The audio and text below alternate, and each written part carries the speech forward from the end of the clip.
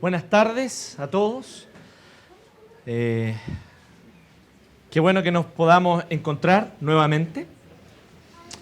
Y ahora, iniciando una nueva serie.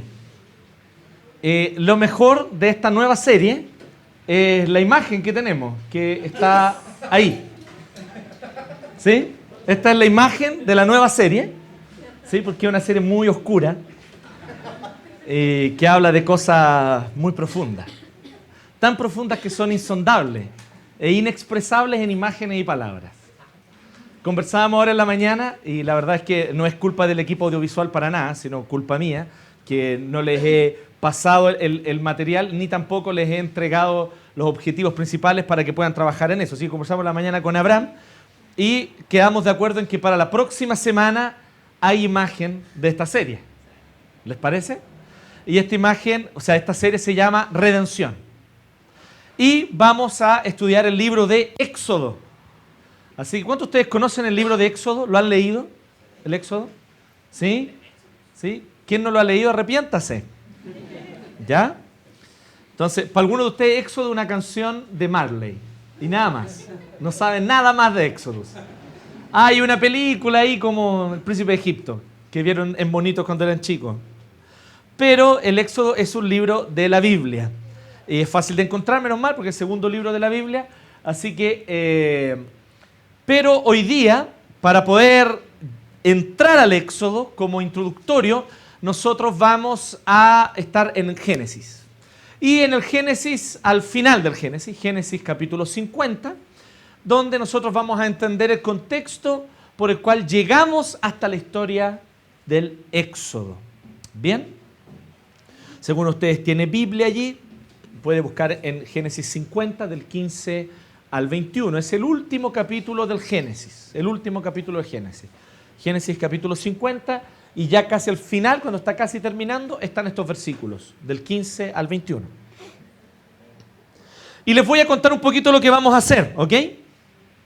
Esta serie que nosotros vamos a estudiar, vamos a trabajar principalmente tomando el libro de Éxodo como una especie de mapa. Y vamos a ir seleccionando algunos episodios del libro de Éxodo. La demostración de que nosotros no vamos a seguir el libro de Éxodo de manera completa, versículo por versículo, está en el hecho de que esta serie parte ahora y termina en enero. ¿Bien? Si realmente nosotros fuéramos a estudiar el Éxodo versículo por versículo, terminaríamos el 2018. Probablemente, ¿sí? Entonces, lo que nosotros vamos a hacer es que vamos a seleccionar algunos episodios. Pero más interesante que eso incluso, es que nosotros vamos a ir trabajando y leyendo el libro de Éxodo, pero también vamos a ir leyendo un libro. Y ese libro se llama Redención. El autor se llama Mike Wilkerson, no tiene nada que ver con David Wilkerson, que era un pastor pentecostal de Nueva York que ya murió. No tiene nada que ver, el otro se llama Mike Wilkerson.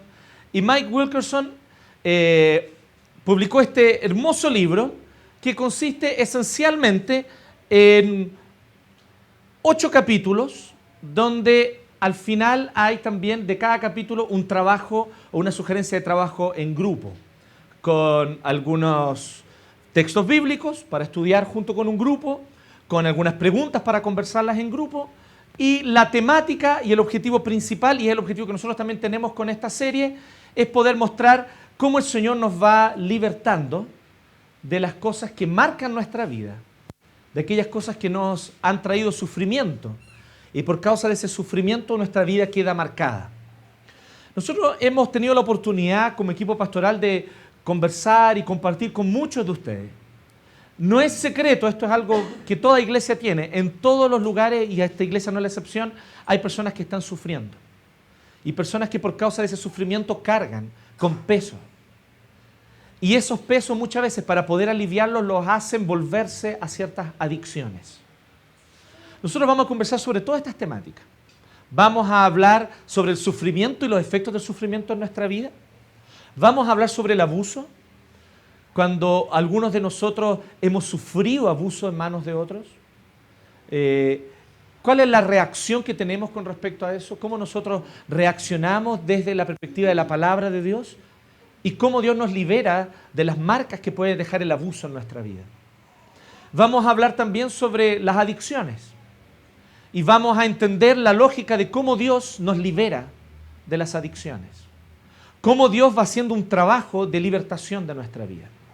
Y yo he llegado a una conclusión que yo le quiero compartir con ustedes. Yo creo que todos nosotros, en uno u otro sentido, en mayor o menor nivel, sabemos lo que es una adicción, por experiencia propia.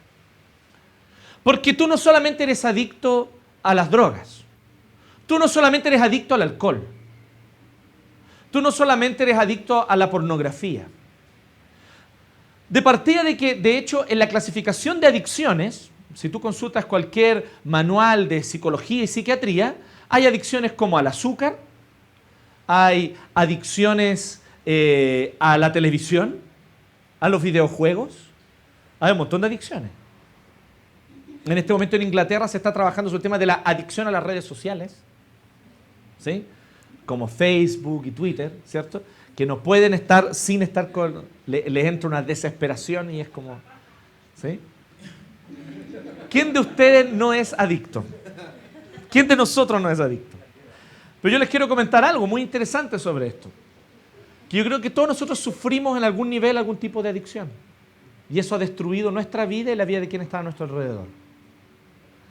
Y nos volvemos adictos a ciertas cosas, como por ejemplo el prestigio. Que no es un chocolate a lo que me refiero. Gracias. Gracias por la aclaración. En realidad, al prestigio delante de otros. A que las personas nos valoren, nos quieran, nos reconozcan. Adictos al reconocimiento. Adictos a la atención de los demás. Siempre haciéndome la víctima. Siempre desnudando mi sufrimiento ante los otros para que todos los vean y les dé pena. A algunos les da risa, ¿eh? Parece que se sienten identificados. Bueno, yo los quiero invitar a lo siguiente. A que no miren la vida de otros, sino cada uno mire la suya. Y podamos nosotros ver de qué maneras nosotros terminamos teniendo verdaderas adicciones a ciertas conductas. Adicciones a ciertas cosas que nos envuelven. Y muchas veces son un medio para poder aliviar profundos dolores y marcas y heridas que cargamos de largo tiempo. En Chile, 7 de cada 10 mujeres han sufrido algún tipo de abuso. 7 de cada 10 mujeres. Somos parte de una sociedad que no sabe cuidar, proteger, ni darle seguridad a la mujer. En ese contexto, por lo tanto, se levantan voces de reivindicación de los derechos femeninos y de feminismo. Que si ustedes me preguntan a mí, yo las encuentro súper comprensibles. Por más que no esté de acuerdo con sus ideologías. Pero yo creo que muchas de sus ideologías no son bíblicas, simplemente por eso. Pero no puedo dejar de solidarizar con esas reivindicaciones. Porque es realmente dolorosa la historia de abuso contra la mujer en este país. Yo me he encontrado aconsejando a mujeres de nuestra iglesia que no tenían idea que habían sido abusadas. Así de normal se ve en nuestra sociedad. Y yo le tuve que decir, déjame decirte una cosa, que tú con 11 años hayas tenido un pololo de 20, eso no es normal. Él estaba abusando de ti. Un pololeo con todo, con relación sexual y todo. Y que 20 años después abra los ojos y se cuenta, o sea, estaban abusando de mí, yo nunca me... Entonces nosotros vamos a hablar de cosas que son difíciles y son dolorosas. Pero que si este no es el espacio para que los hablemos, entonces ¿dónde? Vamos a hablarlos en lugares donde las recomendaciones que nos van a dar van a ser recomendaciones vanas. donde simplemente nos van a psicologizar el problema sin ir a la raíz espiritual. No queremos eso. Sin en absoluto negar el altísimo valor y el gran aporte de las ciencias psicológicas y psiquiátricas para todo esto, porque es tremendo el aporte de las ciencias en esto. ¿Sí? Sin negar ese valor, vamos a buscar hablar sobre la raíz de muchas de estas cosas y de cómo en nuestra vida nosotros podemos y terminamos presos, encadenados en verdaderas situaciones donde nosotros pensamos y nos cuestionamos por qué Dios me tiene aquí. Llevo este sufrimiento tal vez en secreto adentro mío, por años. Yo quiero que nosotros consideremos el hecho de que es menos del 10% de las violaciones a mujeres ocurre por extraños. ¿Sabían ustedes eso? Menos del 10% de las violaciones ocurren porque un extraño en la calle la asalta y la viola. Lo cual ya es terrible. El 90% de los otros casos de violaciones por alguien de la familia. Un amigo de la familia, alguien conocido. Entonces piensen en cómo eso mina, destruye la confianza que alguien debiera naturalmente tener en su núcleo familiar y en su familia extensiva. Piensen en las maneras como esto produce en nosotros un ciclo perpetuo de desconfianza hacia el otro. Cómo algunas de ustedes, mujeres, cargan hasta el día de hoy por causa de que no supieron cuidarlas y protegerlas en el tiempo que ustedes debían haber sido cuidadas y protegidas. Cómo ustedes cargan hasta el día de hoy una desconfianza perpetua hacia los hombres. Y otras de ustedes reaccionan de otra forma,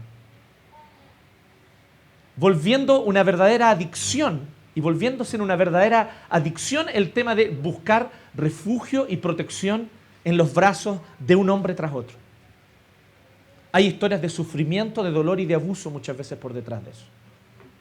Y en una cultura vergonzosamente machista como la nuestra, porque nuestra cultura debiera darnos vergüenza a los hombres cristianos. Si tú eres realmente un hombre cristiano que ha sido despertado en su corazón a una cosmovisión diferente desde la Escritura, tú debieras avergonzarte profundamente de las estupideces que en círculos de hombres se hablan. Ah, ella es una peuca. ¿Qué historias de abuso, dolor y desolación hay por detrás de esa conducta adictiva de una mujer? Porque hombres cobardes como tú, porque es cobardía hablar mal de una mujer a sus espaldas, no supieron cuidar y proteger a esas mujeres en el momento que debían haberlo hecho. El sufrimiento está allí en manos de muchos de nosotros y en la vida de nosotros. Y los varones buscamos hacernos los fuertes, ¿no? Los machos, los que no sufrimos, los que tenemos la vida resuelta, porque esa es la imagen que hay que mostrar para afuera. Porque si no mostramos esa cara, no vamos a tener ningún valor ante la sociedad. La búsqueda por ser valorados por nuestros logros, la búsqueda por ser valorados por nuestros títulos, la búsqueda por que nos valoren por causa del éxito que tenemos, es verdaderamente adictiva en nuestra sociedad. La cultura, el marketing, la teleserie, o la tele en general, constantemente promueve esa conducta adictiva en el hombre. Que está bien que tú busques imponerte sobre otros a cualquier costo, porque tienes que demostrar que vales. ¿Y sabes por qué gran parte de los hombres necesitan y tienen una necesidad psicológica de demostrar que valen a través de sus logros? Por las historias de abandono. No importa cuán fuerte nos hagamos,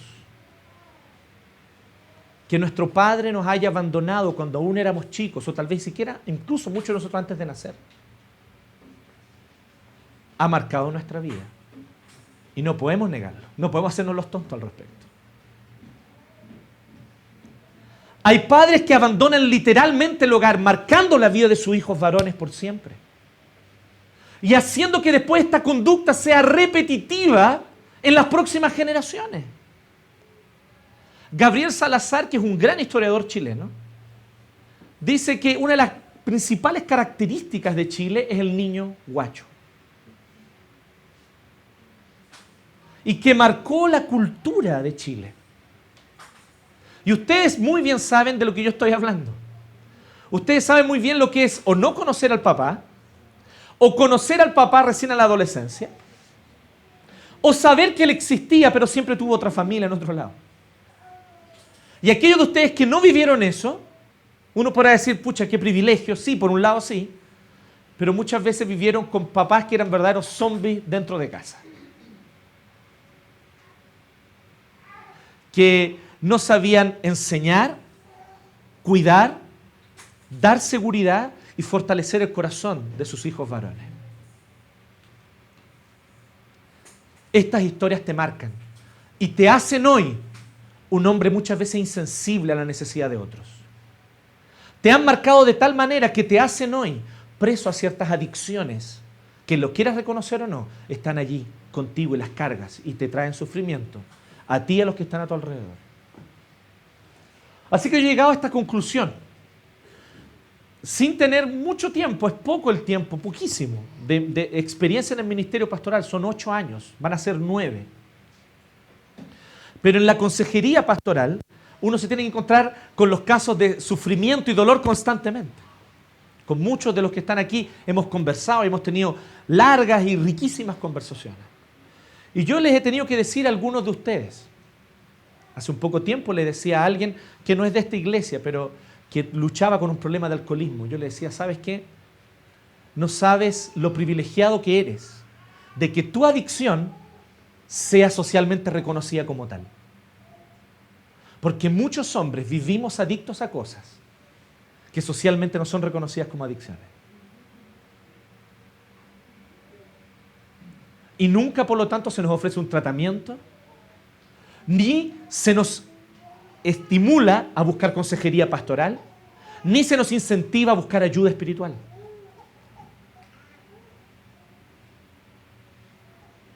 Es tan interesante esto que algunos de nosotros tenemos tal sed por demostrar que valemos a través de nuestros logros, que cuando no logramos algo, vivimos verdaderas crisis de abstinencia.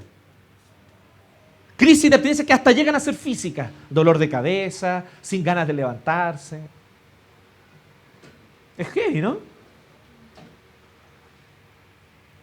Por lo tanto, lo que nosotros vamos a hablar, yo no quiero que tú te pongas a mirar y decir, sí, eso tiene que ver con esa poca gente que ha sufrido abuso. Porque primero, como te lo digo, estadísticamente, en realidad es la mayoría la que ha sufrido abuso. Estadísticamente. No pienses, eso tiene que ver con esa poca gente, pobrecitos ellos, que están en estas adicciones a drogas, alcohol y pornografía. Yo te digo, no seas iluso. Tú también eres adicto. Tú también vives adicciones como formas de aliviar el profundo dolor que cargas dentro tuyo. Así que cuando nosotros hablamos de esto, y cuando vamos a hablar, nosotros vamos a ir trabajando estos temas. Así que este libro, Redención, de Mike Wilkerson, es un excelente libro bíblico, con muy buenas orientaciones desde la perspectiva bíblica. Mike Wilkerson es alguien que fue formado en uno de los centros tal vez que personalmente yo más admiro en cuanto a su trabajo con consejería, que es, que las siglas en inglés son CCEF, que es la Fundación de Educación y Consejería Cristiana. Y ellos han trabajado muy bien estos temas. Y este libro va a estar disponible en PDF para todos nosotros en la iglesia. ¿Sí? ¿Les parece o no? Con permiso de la editorial. Pero en inglés. No, está traducido. Está traducido. Entonces, traducido, ¿ya? Así que vamos a poder usarlo. No es para venderlo. Un día yo voy a ir pasando por las tardes y voy a cachar a uno de ustedes vendiendo ahí, ¿sí? El Mike Wilkerson anillado. A $2, $2. Empastado y con la portada en color. Entonces, no es la idea. La idea es que nosotros lo usemos. Aquellos de ustedes que quieran imprimirlo y anillarlo, bien. Aquí ustedes que no tengan problema en leerlo ahí mismo, la versión electrónica en su computador, o en el trabajo, o en su tablet, si es que tienen, ni un problema, eso es decisión de cada uno. Ustedes ven lo que hacen con ese PDF para ustedes, sí, para ustedes. Y mi recomendación es por lo tanto que lo vayan leyendo. Nosotros vamos a ir leyendo un capítulo por semana, vamos a ir trabajando, ¿sí? ¿Ok? Pero los primeros 2 capítulos, que es la introducción, el capítulo 1, nos vamos a tomar un poquito más de tiempo, los vamos a leer en 2 semanas. Entonces hoy día yo quiero hablar algunas cosas que ustedes van a ver después cuando lean la introducción de este libro que están allí, pero tal vez de manera un poco distinta, con otro enfoque. Y la próxima semana, lo que nosotros vamos a tener aquí es que vamos a repasar lo que aprendimos hoy en el mensaje bíblico y vamos a tener trabajo en grupos. Vamos a tener nanos en vivo. ¿Se acuerdan cuando tuvimos nanos en vivo hace un tiempo atrás? ¿Sí? Macro nanos. Exactamente. Entonces nosotros vamos a tener una meta nano, que será una nano de nanos. Gracias. Entonces vamos a tener una meta nano el próximo domingo. ¿Ya? Aquellos que no estuvieron hoy, no se preocupen, o sea, no están aquí, pero no se preocupen por los que no estuvieron hoy, porque la próxima semana va a haber un pequeño repaso primero, y después de este repaso vamos a ir al trabajo en grupo. Entonces tampoco va a ser tan grave. Y además vamos a tener el libro, ¿ya? Para ir trabajándolo. En las nano van a ir trabajando este libro, la idea al ritmo que vayamos avanzando en la iglesia, en el culto, perdón, el domingo, ustedes van a ir avanzando en las nano iglesias en la semana. ¿Quién de ustedes no participa regularmente en alguna nano? Levante su nano, su mano, perdón. ¿Sí? En una mano iglesia, levante su nano. Ya, ok. Bien, participen en una nano. Eso es todo. ¿Puedo ser más claro? O hagan una nano en su casa. ¿Les parece o no? Está el libro disponible, está con los textos bíblicos y las lecturas al final de cada capítulo, y lo único que tienen que hacer es individualmente leerlo. ¿Sí? Así que hagan una nano. ¿Bien? O hagan de su núcleo familiar una nano. También puede ser, ¿o no? ¿Les tinca o no? Es fácil. Mi punto es el siguiente, para que me entiendan la lógica. No se queden solo con el mensaje aquí. Escuchen el mensaje, leen el capítulo correspondiente individualmente y después trabajan en grupo las preguntas. Yo sé que el Señor va a hacer grandes cosas en sus corazones. Yo confío en eso. El Señor va a ir trabajando en nosotros de maneras poderosas.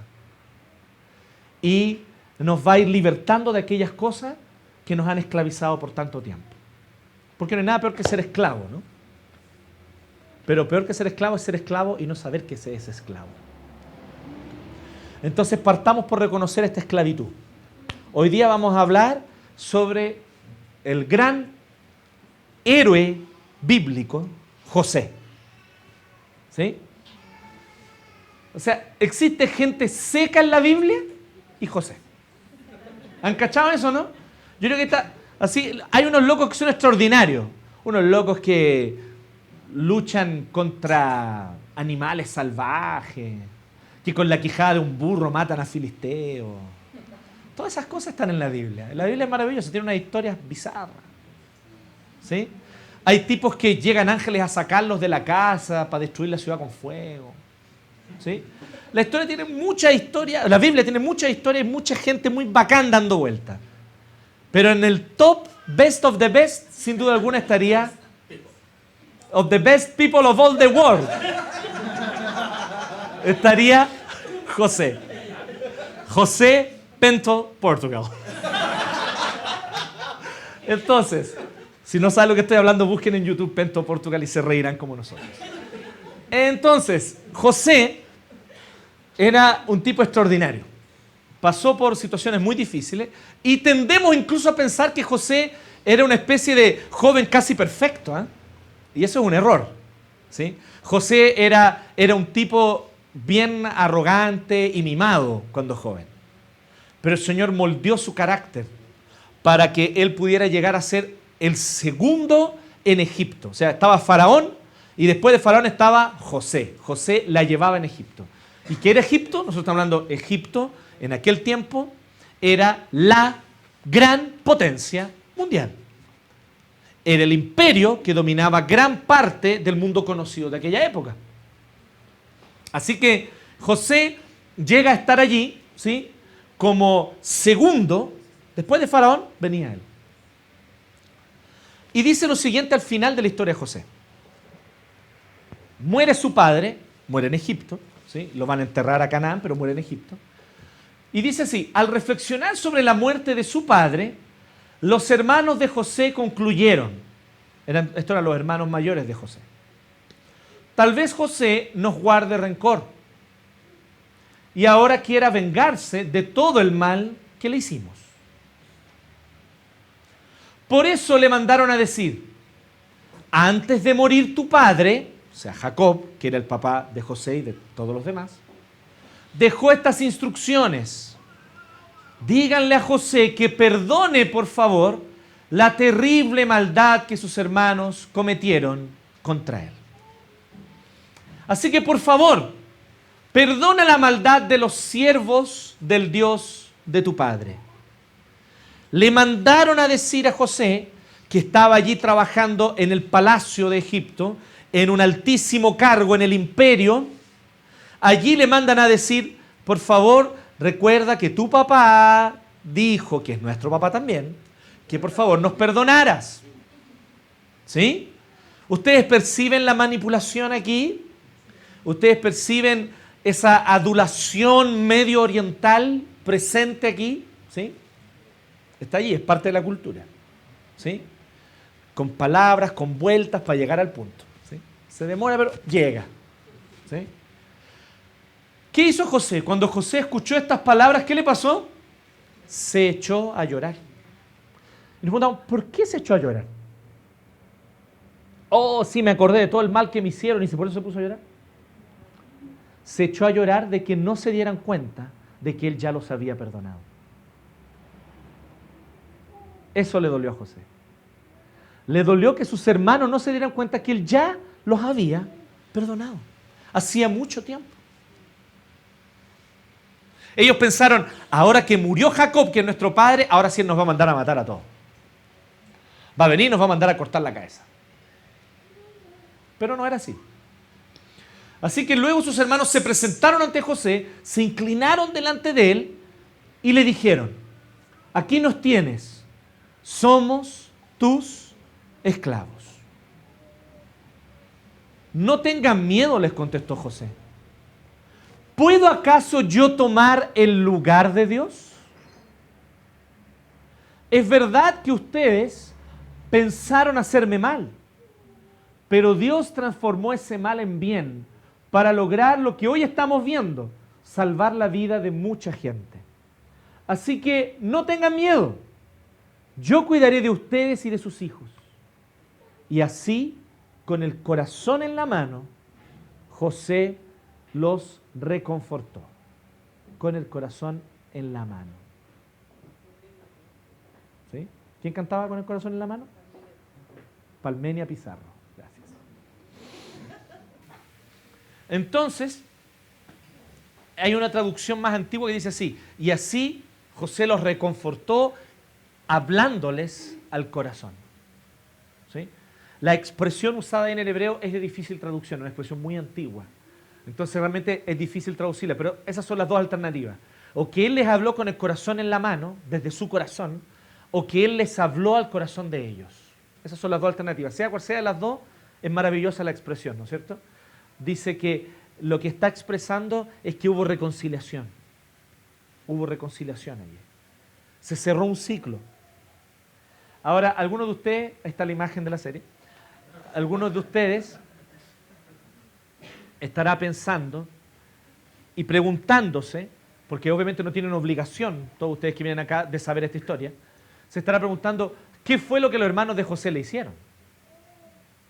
¿Por qué los hermanos de José, cuando ya están grandes, adultos, peludos, con hijos y nietos, vienen y le dicen a su hermano: por favor, ten misericordia de nosotros, por favor, perdónanos? El papá dijo antes de morir que nos perdonaras. E incluso llegan al extremo de decirles: mire, ¿sabes qué? Somos tus esclavos, pero por favor no nos mates. Si quieres que seamos, vamos a ser tus esclavos, pero no nos mates. José llora porque ellos no se dan cuenta que él ya los perdonó. ¿Qué fue lo que ellos le hicieron? Bueno, José era el menor de sus hermanos hasta ese momento. Y era el favorito de su padre, porque había nacido de la esposa favorita de Jacob, que era Raquel. Esta es otra historia bizarra, ¿sí? Pero el punto es que Jacob terminó teniendo dos esposas, ¿sí? Casado con una por obligación y con la otra casado por California, ¿sí? Californication. Entonces, por causa de esto, pero la cual él más deseaba y más le gustaba, ¿cierto?, de las dos esposas, ella era estéril. Y cuando por fin tiene un hijo, es José. Así que era su favorito. Así que Jacob, gran personaje bíblico, patriarca del pueblo de Dios, era un papá con favoritismos. ¿Sí? Esto es para que ya nos vayamos haciendo la idea que la Biblia no nos habla de personas buenas, perfectas y ejemplares, sino de personas llenas de fallas, defectos y pecados, de los cuales Dios tuvo misericordia. Y Jacob, que era un hombre lleno de pasiones, lleno de contradicciones y pecados, tenía un abierto y claro favoritismo por José. Tanto así que a José le regaló y le mandó a hacer una túnica especial. Una túnica de colores. Una túnica, miren qué interesante, una túnica que al parecer por la descripción sería como el estilo de túnicas que usaban los que eran de familias reales en las principales ciudades. Ellos no eran una familia urbana, ellos no habitaban en ninguna de las ciudades de esa época, ellos habitaban como nómades, ¿sí?, en la región de Canaán. Pero siguiendo la última moda, ¿cierto?, del el Cairo Fashion Week o algo así, entonces él decide hacerle y mandarle a hacer una túnica de colores estilo real, Royal Style, a su hijo José. Ahora ustedes ya cachan, le regala a José algo que no le regala a los demás. Y además le regala algo que simbólicamente igual es cuático, ¿no? Una túnica al estilo de los reyes. ¿Y por qué es cuático esto? Porque hacía un poquito tiempo José había tenido un sueño. Un sueño que los había enojado a todos, hasta el papá. Había soñado que todos sus hermanos se postraban delante de él. E incluso su papá y su mamá se postraban delante de él. Jacob le dice, ¿qué sueño estás teniendo? Lo reta, pasó. Pero después igual le da una túnica. ¿Sí? Aquí está mi pequeño rey. ¿Sí? Mi reyesuelo. Así que José, por muchas otras cosas, y esto uno empieza a ver, él era odiado por sus hermanos. Sus hermanos llegaron al punto de odiarlo. Los hermanos de José hacían maldades, se iban a llevar sus ovejas. Ustedes saben que estos eran viajes de varios días. Así es ese tipo de oficio. Entonces se llevaban las ovejas y por varios días acampaban buscando pastos. Y después volvían, después de 1, 2, hasta 3 semanas. Y durante ese tiempo los tipos hacían puras maldades. No saben específicamente qué cosas hacían, pero hacían maldades. Y José llegaba a contarle a su papá lo que habían hecho. Hermoso, ¿no? Así que él era muy amado por sus hermanos. No, todo lo contrario, odiado. Sus hermanos lo odiaban. El odio llegó a tal punto que ellos entonces decidieron un día matarlo. Aprovechando que estaban justamente en una de estas exploraciones buscando pastos muy lejos de casa, llega José a verlos y ellos entonces dicen, ahora es el momento, ¿qué tal si nosotros lo matamos? Hay una disputa, lo matamos o no, ¿qué hacemos? Lo toman, lo tiran a un pozo que estaba sin agua y esperan. ¿Qué vamos a hacer? No les cuesta tomar la decisión, pero viene una caravana que traficaba esclavos para Egipto. Entonces uno de ellos dice, ¿saben qué? No lo matemos, vendámoslo. Y así por lo menos nos deshacemos de él, pero tampoco nos manchamos las manos con la sangre de él. Así que ellos pensando que la estaban haciendo de oro, ¿sí?, Porque si no vas a matar a tu hermano, véndelo como esclavo, obvio. Es una ley básica de sana hermandad. Entonces ellos vienen y le dicen, ¿sí? Entonces vienen y le dicen, o sea, lo toman y lo venden como esclavo. Así se deshicieron de él. ¿Qué explicación le dieron a su papá Jacob? Bueno, le quitaron la túnica, la mancharon con sangre de un animal y le dijeron a Jacob que un animal salvaje había devorado a José. Jacob lloró e hizo luto por el resto de su vida. Porque así de tanto él amaba a su hijo, José. Así que en este contexto nosotros vemos a un Jacob que evidentemente tiene razones para querer vengarse de sus hermanos, ¿no? Nosotros por cosas mucho más chicas estamos peleados con parte de nuestra familia. ¿O me equivoco? Hay algunos que por razones mucho menos importantes, ¿cierto? Realmente están divididos en sus núcleos familiares. Hay familias que cuando se juntan a un asado, es bien simple la lógica. Cuando llega el otro, yo me voy. ¿Han visto eso? Yo lo he visto varias veces. O lo hacen simple. ¿Fulano está invitado? Sí, está invitado, pues toda la familia. No, entonces no voy. ¿Sí? Pero aquí nosotros vemos a un José cuyos hermanos intentaron ni más ni menos que matarlo. Cuando estaban a punto de matarlo, surge esta caravana que si no fuera por eso, ¿cierto? Lo habrían matado, pero lo venden como esclavo. Él llega entonces a Egipto a vivir a la casa de un hombre que se llamaba Potifar. ¿Sí? Y Potifar era un hombre poderoso en Egipto, que lo toma como esclavo, lo compra como esclavo, y José era un tipo bueno para la pega. Era bueno para la pega. Trabajaba bien. Lo que él hacía, lo hacía bien. Le encargaban algo, él lo hacía de lujo. ¿Sí? Así que Potifar lo empieza a elevar de rango, hasta que José termina siendo el jefe de los esclavos en la casa de Potifar. Y ahí entonces cuando la esposa de Potifar, ¿sí? Una señora egipcia, por lo tanto llena de cosméticos, ¿cierto? Probablemente estirada. En ese tiempo no había operación para ponerse silicona, pero si lo hubiera habido ella habría usado, se los aseguro. Y ella entonces viene y le empieza a decir a José, acuéstate conmigo, acuéstate conmigo. José dice, no, ¿cómo voy a hacer esto? ¿Cómo voy a cometer este gran pecado contra mi Dios? Le dice José. Ese es el argumento de José. ¿Cómo voy a cometer este gran pecado contra mi Dios? Además, mi señor Potifar ha confiado todo en mí y yo voy a traicionarlo de esta manera. Ella le insiste, una y otra vez, hasta que un día lo agarra por la ropa y él, para salir arrancando, le deja la ropa en las manos de ella y él sale arrancando en pelotas. ¿Sí? Por lo tanto, José, que trabajaba para Potifar, ese día pasó a ser potisuelto. Corriendo. Desnudo por ahí. El tipo era un esclavo. Esclavo por allá por el 2000 antes de Cristo. ¿Sí? En el norte de África. No sé si me siguen la lógica.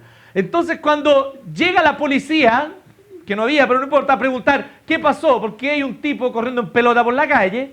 Él dice, es que ella trató de violarme y yo me arranqué. ¿Ustedes creen que le creyeron? El tipo era un esclavo. Era un esclavo. No le iban a creer, pero ni loco. Así que obviamente José para la cárcel, ¿cierto? Y la esposa de Potifar a seguir, ¿cierto?, acosando a jóvenes talentos. ¿Sí? Como toda vieja estirada y con silicona. Así que, por causa de esto, José, que queda ahí preso en la cárcel, pasa un buen tiempo y pasa años en la cárcel, años. Y esto es súper interesante porque en ese tiempo no existía el castigo de ir a la cárcel. Hoy día es punición. Hoy día la punición es 20 años de cárcel, ¿cierto? En ese tiempo no, en ese tiempo la punición era, le cortamos las bolas. Por ejemplo. ¿Sí? No, era así, ¿sí? Castrar, cortar las manos, torturarlo en la plaza pública. Ese era el tipo de castigo. No había la idea de que para castigarlo se le mandaba a la cárcel. ¿Por qué José se quedó tanto tiempo en la cárcel? La cárcel era un lugar donde simplemente uno esperaba hasta que saliera el veredicto y dijera cuál era la sentencia contra ti. Pero pasaron años y nunca hubo sentencia contra José. ¿Ustedes saben por qué? Yo sé cuál es la explicación más probable. Porque Potifar conocía a su señora. Potifar sabía que la vieja estaba mintiendo. Y le creía a José porque José había trabajado muchos años con él. Pero no podía obviamente darle la razón a un esclavo. Eso no lo iba a hacer. Así que nunca presentó los cargos finalmente, por decirlo de alguna manera. Y mientras tanto José se pudría en la cárcel. Si ustedes estuvieran en la condición de José, ustedes dirían, o cualquiera de nosotros diría, ¿por qué Dios me hace esto a mí? ¿Conocen ustedes esa expresión? ¿Conocen ese sentimiento? ¿Lo han dicho alguna vez? No, pastor, nunca lo he dicho, pero lo he pensado. Todos en algún momento hemos pensado, ¿por qué Dios permite que esto me pase? ¿Por qué a mí? Yo soy bueno, diría el David. Yo soy alguien que busca servir a Dios. Yo soy alguien que busca obedecer la palabra de Dios. Y esa vecina mía, copuchenta, infame, casquivana y cuánta cosa más, le va bien. Y yo aquí, en la cárcel, pudriéndome. Bien, gracias. Y algunos de nosotros sentimos literalmente el sentimiento de estar en cárceles, de estar encarcelados en nuestro corazón, de estar encarcelados en nuestro día a día. Porque esto es lo primero que yo quiero puntualizar hoy día. Todos sufrimos. Todos sufrimos. Y todos cargamos con el sufrimiento en nuestra vida.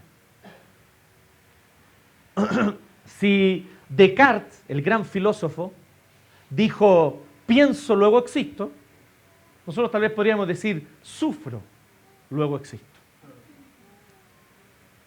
Porque la verdad es que el sufrimiento forma parte esencial de nuestra vida. Está allí constantemente. No es agradable, no lo queremos y no es el diseño de Dios desde la creación para nuestra vida. Pero está allí como parte de un mundo caído. Así que por eso este versículo donde José le dice así, ustedes intentaron el mal contra mí. Sufrimiento.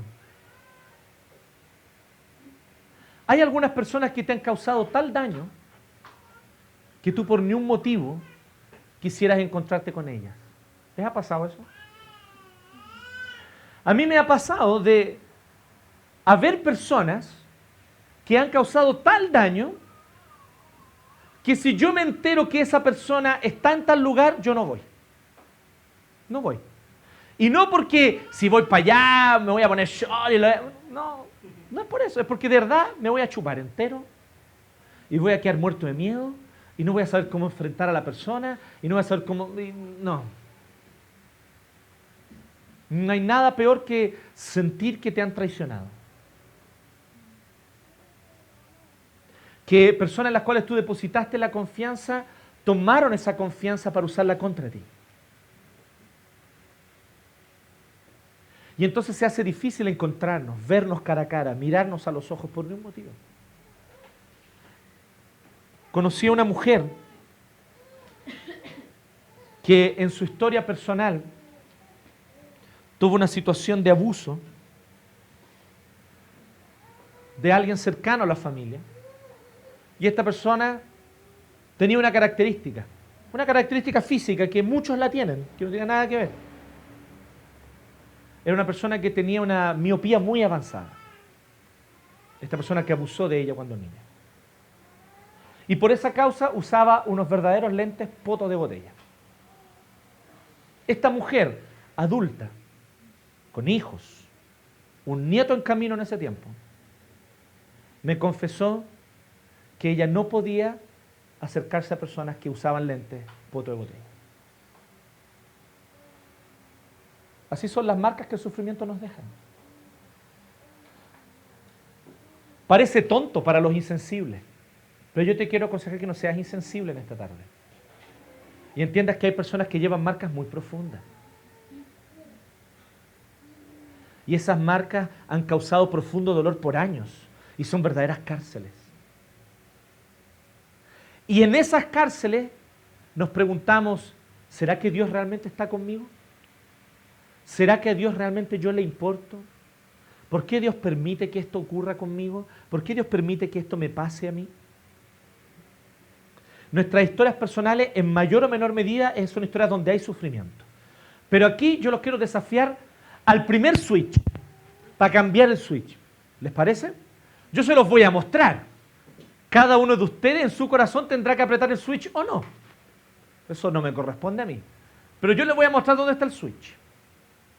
Lo primero que quiero decirte en esta tarde y que quiero que tú puedas tenerlo muy claro porque vamos a seguir trabajando en esta idea a lo largo de las próximas semanas.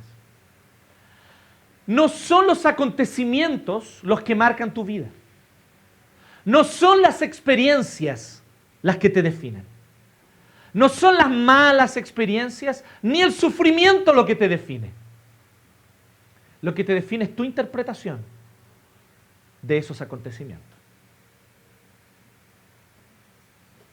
Nosotros no estamos marcados por la experiencia directamente. No somos una tabula rasa, o sea, un papel en blanco, que vienen y le imprimen y le rayan con un montón de cosas. Somos más bien como un sistema donde nos tocan por fuera, pero nosotros decidimos cómo reaccionar, porque nosotros tratamos de darle sentido a las experiencias de nuestra vida. Somos verdaderos hacedores de sentido. Por lo tanto, no es tanto la mala experiencia la que te define, ni la experiencia de sufrimiento, sino cómo tú has interpretado esa experiencia de sufrimiento en cuanto a su importancia para ti. ¿Se entiende lo que quiero decir? Se lo voy a decir a través de dos ejemplos. El primero de ellos muy sencillo, muy básico. Va a sonar hasta burdo, pero fíjense que hay algo de sabiduría en esto. Se lo escuché una vez a una persona y me dejó pensando. 5 hijos de un alcohólico, golpeador y abusador. 5 hijos. Los 5 son distintos, ¿se han dado cuenta? No salen los 5 calcaditos iguales. No salen los 5 igual de alcohólicos y abusadores que el papá. ¿Se han fijado en eso? Porque no es la mala experiencia en sí la que me define, sino cómo yo interpreto las experiencias para mi vida. Otro ejemplo, como no podía faltar, es del maravilloso séptimo arte. ¿Vieron La vida es bella? El cabro chico vivió en un campo de concentración y nunca se dio cuenta. Yo sé que es una historia ficticia, que hay fantasía, que justo las cosas coincidieron providencialmente, obviamente, como toda historia, ¿cierto? Pero aún así el principio que está por detrás es el clave. El niño pensaba que estaban jugando en un campamento militar. Porque el mundo para él, que en ese tiempo era interpretado a través de los ojos de su papá, y por lo general un niño entre 5 o 6 años, eso es justamente lo que ocurre con él, él no interpreta el mundo solito, él interpreta el mundo a partir de los ojos de sus padres. Su papá inteligentemente y sabiamente hace que toda la experiencia que podría haber sido traumática se torne una especie de aventura. Y le dice, y el premio final es un tanque.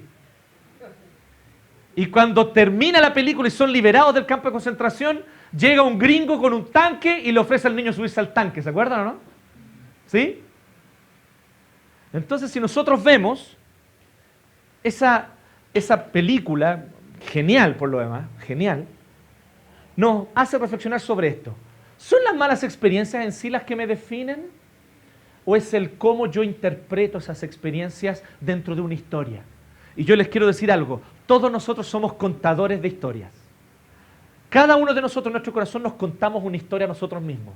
De quiénes somos, por qué estamos aquí y por qué nuestra vida ha llegado hasta donde ha llegado. Cada uno de ustedes son contadores de historias. Es por eso que nos gustan las buenas historias. Nos fascinan las historias.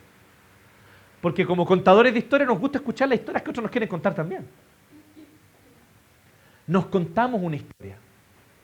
Una de las historias tal vez más heavy es la historia del abuso. Leía yo un consejero cristiano que decía algo súper interesante. Ustedes van a ver algo de esto también en el libro. La palabra abuso parece casi como una palabra mágica. Lamentablemente se ha tornado una palabra mágica que te da permiso para ser alguien que se victimiza, alguien preso a adicciones, alguien que se da derechos que otros no tienen. Ah, es que yo fui abusado. Eso lo explica todo. Ah, chuta, perdón. ¿Me entienden o no? Socialmente, ojo, yo no estoy aquí desvalorizando el abuso. El abuso es algo serio, es lamentable y es un sufrimiento que nos marca. Yo no estoy negando eso. Mi punto es que socialmente la palabra abuso se transforma en una palabra mágica. Eso tampoco nos ayuda. A aquel que ha sido víctima de abuso no le ayuda eso. Si alguien dice eso, yo fui abusado, chum, eso explica todo. Ah, perfecto. No, entonces tenéis permiso para ser un hijo de tu madre. Ah, no, entonces tenéis permiso para ser alguien insoportable. No, no te preocupes. ¿Me entienden o no? Socialmente se torna una palabra mágica. ¿Por qué? Por las historias que nos contamos y que circulan socialmente al respecto de cómo el abuso podría o no marcarnos. Es por eso que yo les recomiendo una película maravillosa, fuerte, pero muy hermosa. Se llama Precious. ¿Has visto esa película?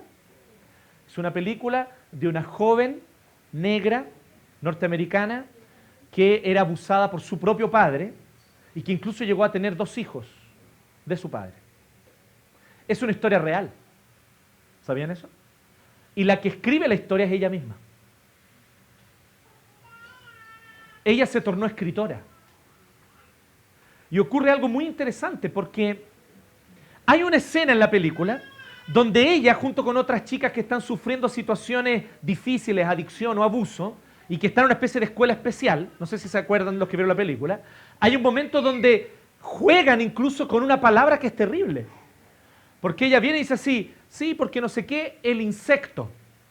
Entonces dicen, no, no es insecto, es incesto. Y todas se ríen. No sé si me entienden lo que quiere decir la película con eso. Para quien no lo ha vivido y no lo ha sufrido, a veces es más terrible que para quien lo sufre. Y las interpretaciones o reinterpretaciones que yo puedo hacer de mis historias personales pueden hacer que algo que sea trágico se torne hasta cómico.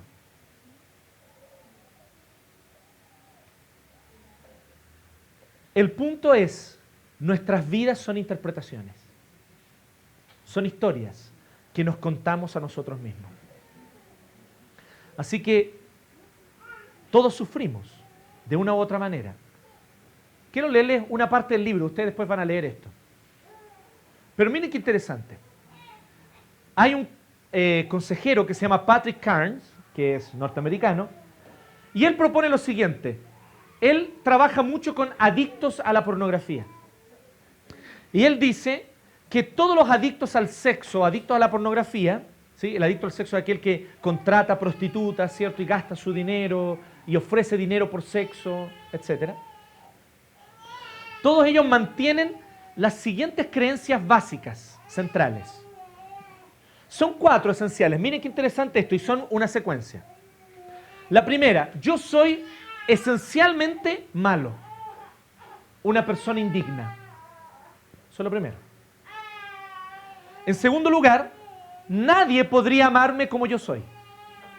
Esa es la segunda creencia básica de un adicto al sexo. En tercer lugar, mis necesidades nunca serán satisfechas si tengo que depender de otros. O sea, estoy solo y por mí mismo y me las tengo que arreglar yo para satisfacer mis necesidades. Y en cuarto lugar, el sexo es mi necesidad más importante. Lo interesante es que estas 4 creencias de un adicto al sexo, si uno se fija bien, son las 4 creencias básicas de cualquier adicto casi. Yo soy básica y esencialmente una persona mala, indigna, y que merece cosas malas. En segundo lugar, nadie me amaría tal cual yo soy. En tercer lugar, estoy solo y yo tengo que satisfacerme mis necesidades por mí mismo. Y ahí entonces lo único que cambia es lo cuarto. Cada uno escoge. Las drogas es mi necesidad más importante. O el alcohol es mi necesidad más importante. O el reconocimiento de otros es mi necesidad más importante. O tener una buena reputación es mi necesidad más importante. O que otros me valoren y me reconozcan por mis logros es mi necesidad más importante. Pero las primeras tres creencias esenciales de un adicto al sexo son las mismas tres creencias esenciales de cualquiera que vive cualquier tipo de adicción. Todo parte con decir lo siguiente: soy malo e indigno y nadie, absolutamente nadie podría amarme si me conociera tal cual yo soy. Desde esa creencia básica tomamos decisiones radicales que nos terminan haciendo personas adictas. Pero miren que el versículo 20 sigue así. Él dice, ustedes intentaron el mal contra mí. Pero ¿qué es lo que dice después? Mas Dios lo transformó en bien. Qué heavy esto, ¿no? Hay una declaración aquí potente sobre quién es Dios. ¿Y sabe lo que este texto está diciendo? ¿Sabe lo que José está diciendo sobre Dios? Que Dios es Dios. Así de simple, así de claro y así de radical. Dios es Dios. Y Él puede tomar lo malo y transformarlo en bien. Y Él puede tomar el sufrimiento y transformarlo en bien. Y Él puede tomar el dolor y transformarlo en gozo. Y Él puede tomar tu experiencia traumática y transformarla en algo que te libera. Que te hace una persona madura, fuerte y dispuesta a servir a los demás. Y ya no alguien que se victimiza todo el tiempo y que solo piensa que necesita que le satisfagan sus necesidades. ¿Se fijan? Dios redime nuestras historias personales de sufrimiento. Eso es lo que José está diciendo. Ustedes intentaron el mal contra mí, todos sufrimos. José sufrió, nosotros también. Mas Dios lo transformó en bien. Dios redime nuestras historias de sufrimiento. ¿Y sabe cuál es el primer cambio y el primer switch que ocurre en nuestro corazón cuando Dios comienza a redimir nuestras historias de sufrimiento? Es cuando nosotros empezamos a entender nuestra historia personal como una parte de la gran historia de Dios. Porque eso fue exactamente lo que hizo José. José miró su historia personal y dijo, mi historia personal de sufrimiento no es mi historia personal de sufrimiento, es parte de un plan divino más grande que yo. Porque si mis hermanos no hubieran intentado matarme, partamos antes, si mis hermanos no me hubieran odiado, no habrían intentado matarme. Si no hubieran intentado matarme, no me habrían terminado vendiendo. Si no me hubieran vendido, yo no habría llegado a Egipto. Si yo no hubiera llegado a Egipto, no habría ido a la casa de Potifar. Si no hubiera ido a la casa de Potifar, no me habría encontrado con esa vieja sinvergüenza que me acusó de querer violarla. Y si no hubiera existido esa vieja sinvergüenza que me acusó y me mandó para la cárcel, en la cárcel yo nunca habría conocido al panadero y al copero de Faraón, que José los conoció en la cárcel, y por medio de los cuales, 2 años después que los conoció en la cárcel, el copero lo recomienda y lo aconseja a Faraón para interpretarle un sueño. Y así es como José termina siendo el segundo en Egipto después de Faraón. Pero aquí viene lo otro. Porque para todos nosotros, en la lógica del siglo XXI, habríamos dicho, y por lo tanto, Dios fue tan bueno conmigo que me hizo el segundo en Egipto. Para José ni siquiera era eso lo importante. Miren lo que él dice que es lo importante. Y porque fui segundo en Egipto, hoy día puedo salvar a todo este pueblo que si no se habría muerto de hambre. Porque una gran hambre había venido sobre todo el Oriente Medio. Había escasez de comida, no había lluvia, no había grano, no había alimento. Y todas las naciones alrededor de Egipto estaban desfalleciéndose de hambre. Y solo en Egipto habían graneros llenos de grano y alimento para poder vender a los demás. ¿Saben por qué? Porque José le había interpretado el sueño a Faraón. Faraón, van a venir 7 años de abundancia y después 7 años de hambre. Aprovecha los años de abundancia y guarda, para que cuando vengan los años de abundancia tengamos con qué comer. Y guardaron tanto que incluso pudieron alimentar a otras naciones, incluyendo a la familia del propio José, con la cual le había perdido contacto hacía más de 30 años. Hacía más de 30 años que no los veía. ¿No les parece tremenda la historia de José? ¿Han conocido historias como esta? ¿Han conocido historias? Yo creo que sí. Tal vez no tan grandilocuentes, pero todos hemos conocido historias de cosas que uno dijo, pero qué malo esto. Y después tú te das cuenta, chuta, menos mal que ocurrió eso. Cuando Priscila, mi esposa, era chica, su familia, su mamá y su padrastro, se dedicaban al comercio textil. En una época en Chile donde el comercio textil le iba bien, en los 80.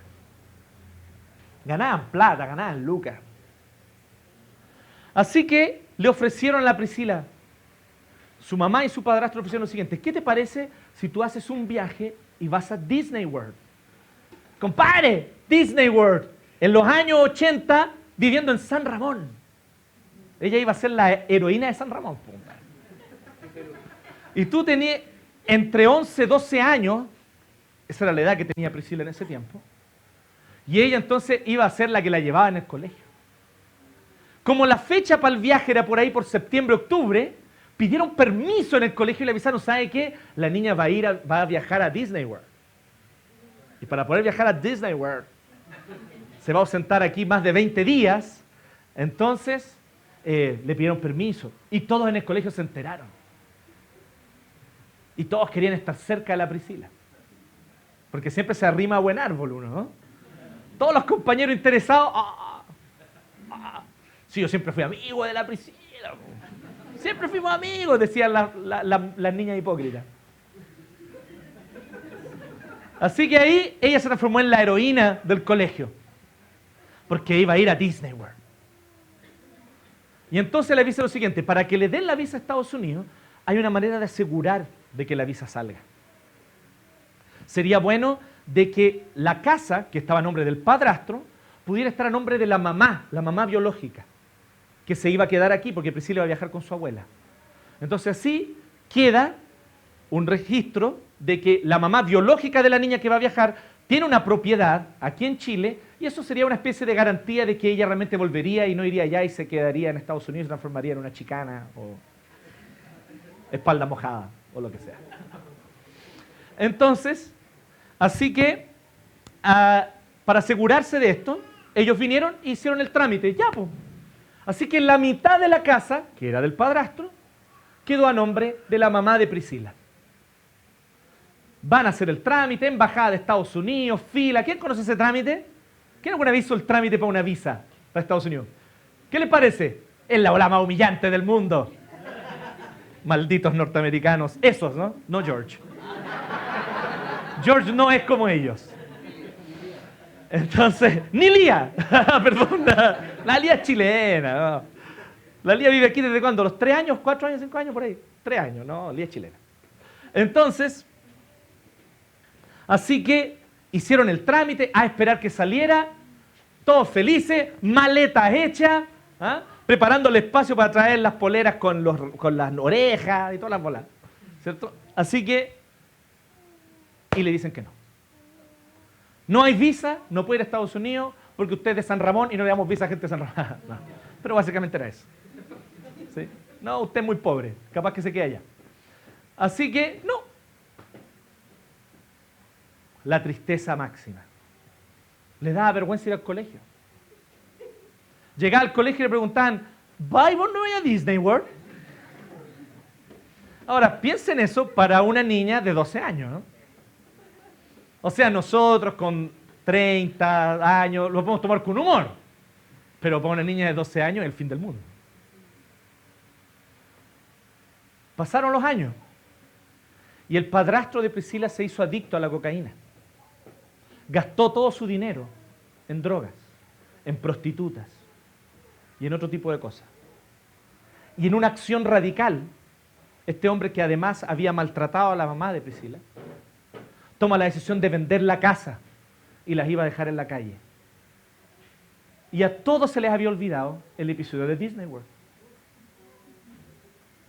Él vino en la noche y puso un cartel afuera de la casa, se vende, para vender la casa, porque él todavía pensaba que era de él. Pero entonces fueron a ver a bienes raíces y no, pues la mitad estaba a nombre de la mamá de Priscila, así que el padrastro no la pudo vender.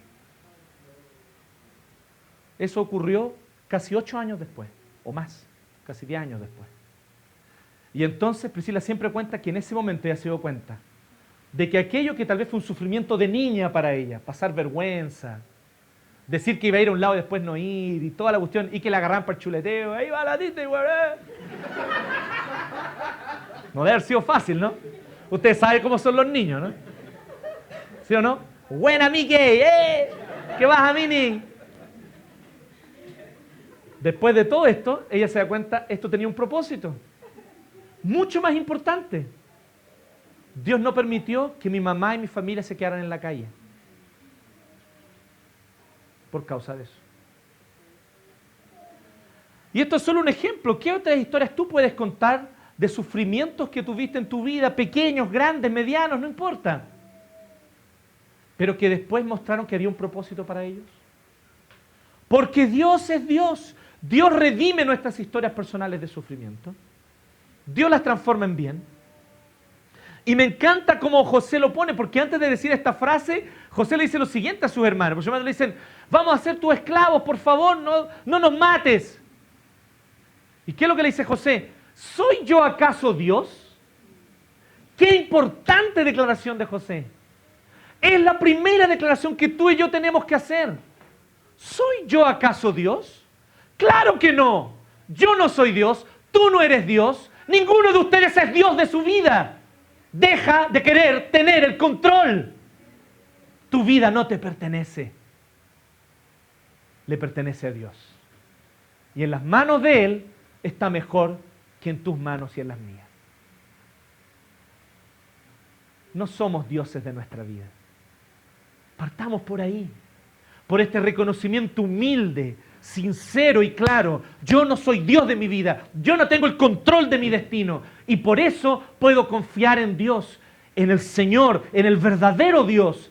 Él tiene el control. Él es soberano. Él gobierna todo. Él lo conoce todo. El pasado, el presente y el futuro de manera perfecta. Y Él determina todo por su voluntad soberana. Y Él es amor. Así que nada de lo que Él ha determinado para mi vida es para mi mal. Todo tiene un propósito de bien para mí. Todas las cosas ayudan a bien a aquellos que aman a Dios. Eso es lo que José se dio cuenta. ¿Soy yo acaso Dios? No. Ustedes intentaron el mal contra mí, es verdad. Pero Dios lo transformó en bien. Miren qué interesante cómo José cuenta la historia. José les vuelve a contar la historia a sus propios hermanos, de todo lo que ocurrió. Y les dice, ¿saben qué? Yo les voy a contar la interpretación de los hechos. Es lo siguiente, ustedes intentaron el mal contra mí, más yo lo torno en bien. Aquí ni ustedes ni yo somos los protagonistas de esta historia. Dios es el protagonista. Él es el dueño de esta historia. Él la lleva en esta historia y toda la gloria es de Él. Y así también en tu historia. El sufrimiento que Dios ha traído sobre tu vida es para glorificarse en Él. Y tú y yo existimos para que Él se glorifique en nosotros. Dios nos creó para depender de Él. Dios nos creó para deleitarnos en Él. Dios nos creó para promover el shalom. ¿Saben lo que es el shalom? Es una palabra hebrea que para muchos significa simplemente paz, ¿cierto? Pero la palabra shalom no significa simplemente paz, así como ausencia de conflicto. La palabra shalom significa armonía de todas las cosas. Es un orden en el mundo, en la creación y en la sociedad, que permite que cada cosa esté en su debido lugar y funcionando como debiera funcionar. Dios nos creó para depender de Él, Dios nos creó para deleitarnos en Él, y Dios nos creó para promover el shalom. Pero la caída, el pecado afectó nuestra vida y ahora nosotros nos volvemos ilusamente autónomos, pensando que somos dueños de nuestra propia vida y nuestros propios dioses. El pecado además nos ofrece deleites vanos. En vez de enseñarnos a deleitarnos en Dios, fuimos creados para deleitarnos en Él, ahora nos deleitamos en cosas menores, pequeñas, cuyo placer más encima ni siquiera dura, son placeres cortos. Mientras que el placer de Dios es eterno. Y además el pecado nos hace destructores. ¿Conocen esto? Gran parte de los abusadores fueron abusados. Por eso se tornaron abusadores.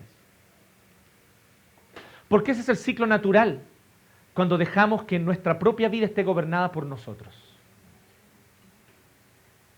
Pero cuando tú dejas de tener el control de tu vida y se lo entregas a Dios y dejas que Dios en su soberanía tome tu sufrimiento y lo haga parte de su gran historia, entonces ya tú no te vuelves destructor, sino alguien que usa su sufrimiento para ayudar a la redención de otros. Cristo vino para restaurar nuestra relación de dependencia con Dios. Cristo vino para restaurar nuestro gozo, enseñándonos a deleitarnos en Dios. Y Cristo finalmente hace nuevas todas las cosas y nos invita a promover el shalom, la armonía de todas las cosas. Así que en tercer lugar, y finalmente, José dice esto: para lograr lo que hoy estamos viendo, salvar la vida de mucha gente. Así que no tengan miedo, le dice a sus hermanos. Yo cuidaré de ustedes y de sus hijos. ¿No les parece bacán lo que dice José? Por eso que me gusta como dice la Reina Valera. Y así los consoló, hablándoles al corazón. Porque ¿sabes cuál es el tercer principio? El primero, todos sufrimos, ¿cierto? José dice, ustedes intentaron el mal contra mí. El segundo, Dios redime nuestras historias personales de sufrimiento, mas Dios lo transformó en bien para lograr lo que hoy estamos viendo, que se salve muchísima gente. Pero en tercer lugar, cuando Dios nos redime, nos hace agentes de restauración para otros. Dios te quiere invitar a dejar de ser una víctima. No para ser un victimario, que esa es la lógica del pecado, ¿no? La lógica del pecado es, para no seguir sintiéndome víctima, me torno entonces en victimario de otros. Como abusaron de mí cuando niño, yo abusaré de otros. ¿Se entiende? Esa es la lógica del pecado. Pero la lógica de la redención es otra. La lógica de la redención es, ahora que tú entiendes que tu sufrimiento tiene un propósito dentro del gran plan de Dios, Dios quiere hacer de ti un agente restaurador para la vida de los que están sufriendo. Alguien que lleva consuelo a la vida de los que están llorando. Alguien que ofrece su hombro y su mano amiga a aquellos que están solos.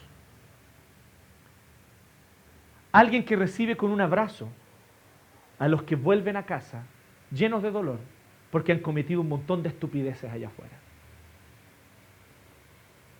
José podría haberse tornado el gran vengador de Egipto. Haber esperado que su padre muriera y haber puesto en filita a sus hermanos para ir cortándoles la cabeza uno por uno. Pero no fue eso lo que José hizo. José se tornó agente de restauración. Porque no solamente perdonó a sus ofensores, sino que les dice así, no se preocupen, yo me haré cargo de ustedes y de sus hijos. Qué maravilloso, ¿no les parece? Él está diciendo, los hijos de ustedes van a ser como mis hijos.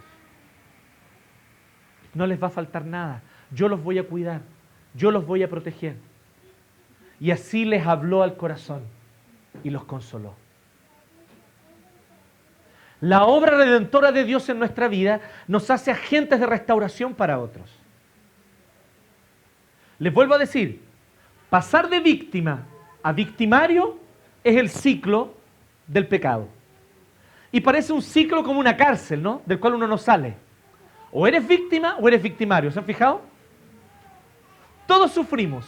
Y por causa del sufrimiento, muchos se viven victimizando. Ay de mí, pobre de mí, tengan compasión de mí. Es que yo, es que cuando niño, es que sufrí, es que entiéndame, es que ay. Y yo soy víctima, víctima, víctima.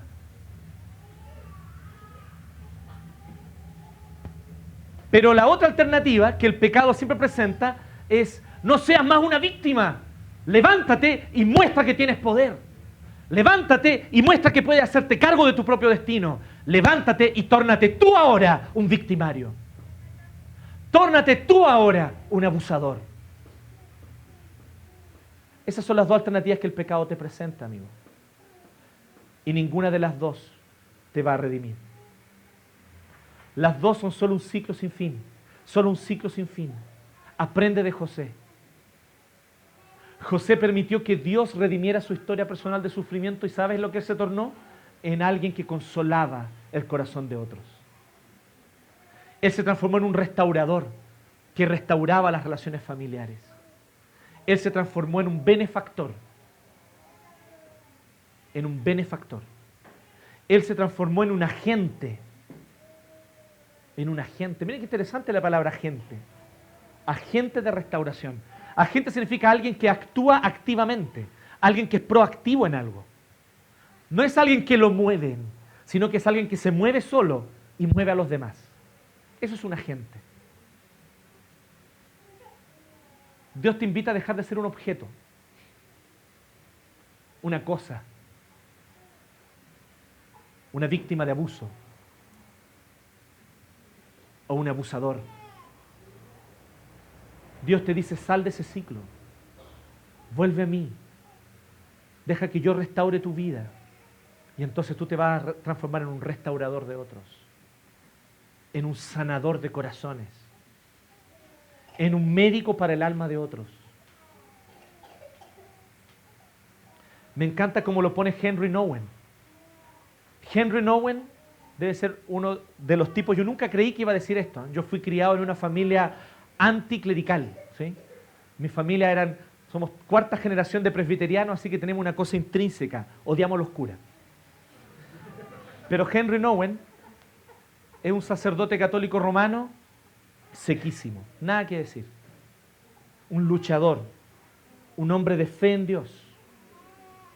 Y Henry Nouwen dice eso. Henry Nouwen dice: lo maravilloso de la historia del hijo pródigo, por ejemplo, es que Dios no solamente nos desafía a examinar nuestro corazón a la luz del hijo menor, que entendamos que necesitamos arrepentirnos y volver a casa, ni tampoco solamente nos invita a examinar nuestra vida a la luz del hermano mayor, que tiene el corazón endurecido y tampoco ama al Padre y también necesita arrepentirse. Sino que más importante, dice Henry Nouwen, Dios quiere desafiarnos a imitar al Padre de la parábola. Que seamos de los que corren para abrazar a los hijos perdidos que vuelven. Que seamos de los que consuelan a los que están llorando y cargando con su sufrimiento. Que seamos de los que, en nombre de Jesús, abren las puertas de la cárcel para que otros puedan salir de su prisión.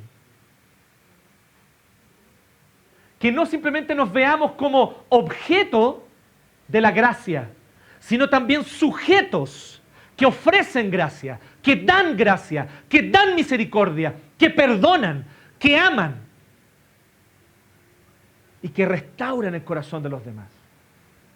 Porque así los consoló José, hablándoles al corazón.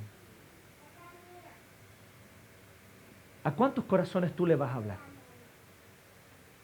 ¿Cuántos corazones tú vas a consolar? Que el Señor nos haga a todos nosotros agentes de restauración. No solo víctimas y victimarios.